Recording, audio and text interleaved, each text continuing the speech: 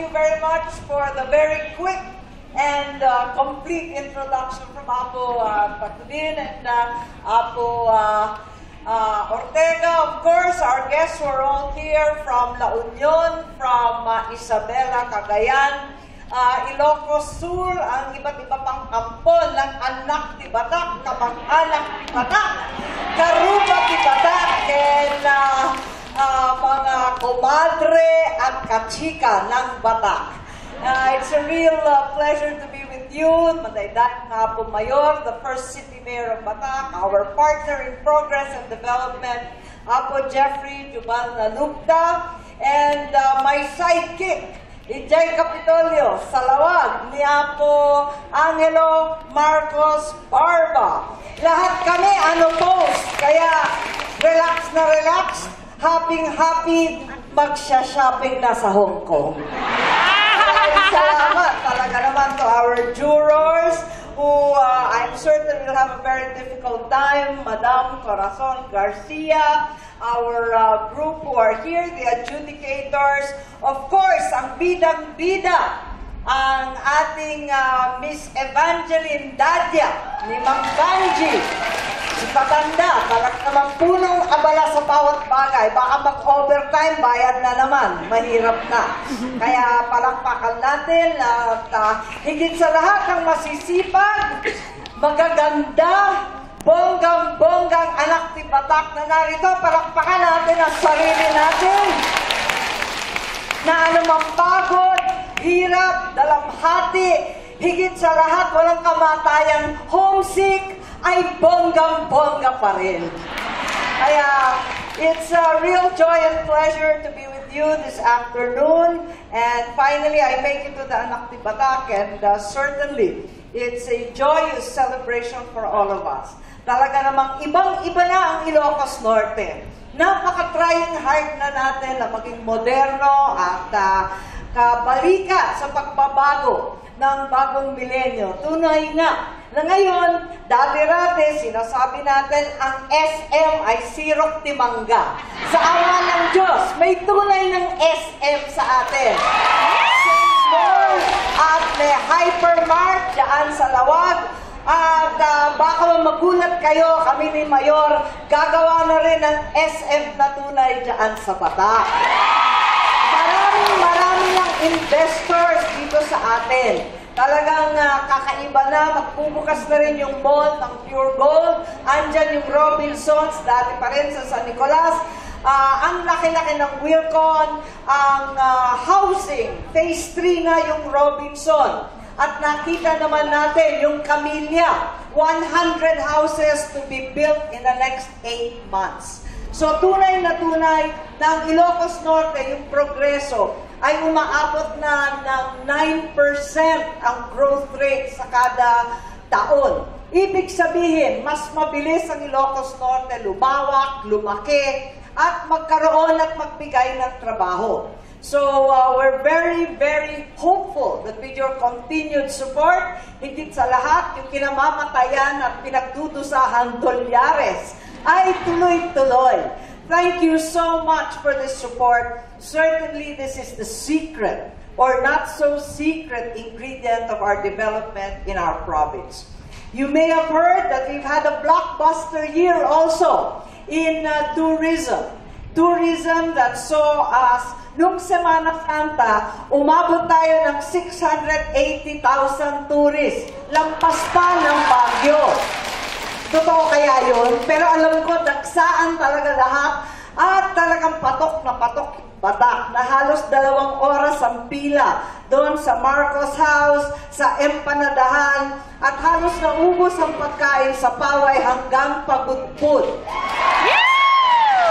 Nais ko rin ipalita sa atin lahat, lalo na si candidates number 3, 4, 7, 8 at lahat ng mga artistahin. Dahan-dahan kayo at baka ma-discover kayo. At ang dami-dami na nagsushooting sa probinsya.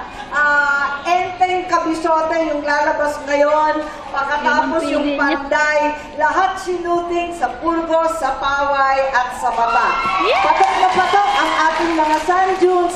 Mayroon pa tayong international production. Suddenly, it's magic. Tignan ninyo yung trailer at makikita ninyo na napakaganda ng Bangkok, katabi ng Ilocos Norte, Ken, Bata.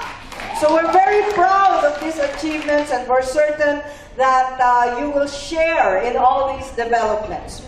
But in the end, the important thing is, do you have a future back home? Hindi naman kayo't kalabaw parati. Hindi naman natin kailangan o kakayanin na araw-araw, taon-taon, dang-taon, andito pa rin sa Hong Kong, nagdudusa sa malulupit ng mga bossing at bosang, mga hindi maintindihan topak ng mga empleyado at employer. At ang hirap-hirap na buhay na malayo sa pamilya. Hindi naman kayo't kalabaw lagi. Kung kaya't ang importante ay ano pagkatapos nitong hirap at pagkatapos ng pagpapadala ng sangkatutak na dolyar, ano naman ang haharapin ninyo? Inisip na ninyo lahat. Inisip na yung mga magulang na may sakit at nagpadala ng agas, pambili ng agas, pambayad ng ospital at doktor. Ginawa na rin lahat para makapag-aral ang mga anak na sa wakas ay unti-unti nakakapagtapos, elementary, high school, at kolehiyo. Sabi nga, talagang bagong bayani. Pero kailangan ba mamatay sa hirap ang bayani? Hindi naman siguro. Kaya eto, kinakailangan ang isipin natin, kapag bumalik kayo, may trabaho ba? May kinabukasan ba? At yan ang pinagpipilitan natin na magdala ng development, magdala ng trabaho sa sarili nating probinsya. And this is what we're working on. Marami tayong ginagawa. Unang-una, meron tayong ngayon housing project sa Batak mismo, Batak City. Sa Barangay Balikat, alam ng ating mga kapitan, meron tayong government housing na ang pangalan ay Adigi Homes. At sana, yung mga naghirap na at talagang panay ang padala ng pera, nababasted, kung saan-saan napunta, naubos ng kung sino-sinong kamag-anak, maaari ninyong isipin na ito, sigurado, galing sa gobyerno, tulong-tulong tayo ng pag-ibig at ng mayor, ang ating gobyerno ay talagang suportado yan. Isa pa, lahat ng pinapadala, talagang gagawa tayo ng programa ngayon na inaaral ng Western Union, kaakibat ng United Nations, bagong programa na magpunla, imbes na ginagastos, yung tinatawag nating hard-earned remittances, sa kung ano-anong shopping, kung ano-anong kalokohan at hingi, ay mapunta naman sa investment. Investment sa maliliit na negosyo na tutulungan kayo na magkaroon ng sariling empresa at balang araw, pag medyo mahirap na masyado rito, ay makakapagtrabaho sa isang korporasyon o isang negosyo na kayo na rin ang may-ari. Ito ang kailangan natin gawin, yung tinatawag natin 1 por 2. Ibig sabihin, sa kada piso na pinapadala ninyo, magbibigay rin ng piso ang gobyerno para magkaroon tayo ng mga investment sa mga catering, sa mga tourism, sa mga pang-alaga at early retirement. These are the livelihood and other employment projects we're hoping for. Certainly, we're also looking forward to having call centers at yung tinatawag na mga BPO. At kayang-kaya ng mga magaganda nating kandidata yan. Sapagkat narinig naman natin nakaka-nosebleed sila mag-English.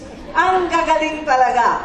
Kaya there's a great deal we look forward to. We're certain na itong ginagawa ninyo rito sa Hong Kong na talagang malaking sakripisyo para lamang makaahon sa hirap ang pamilya ay talagang mamumunga sa mas magandang kinabukasan. hindi lamang sa pamilya ninyo, kundi para sa inyo sa pagbalik at makauwi.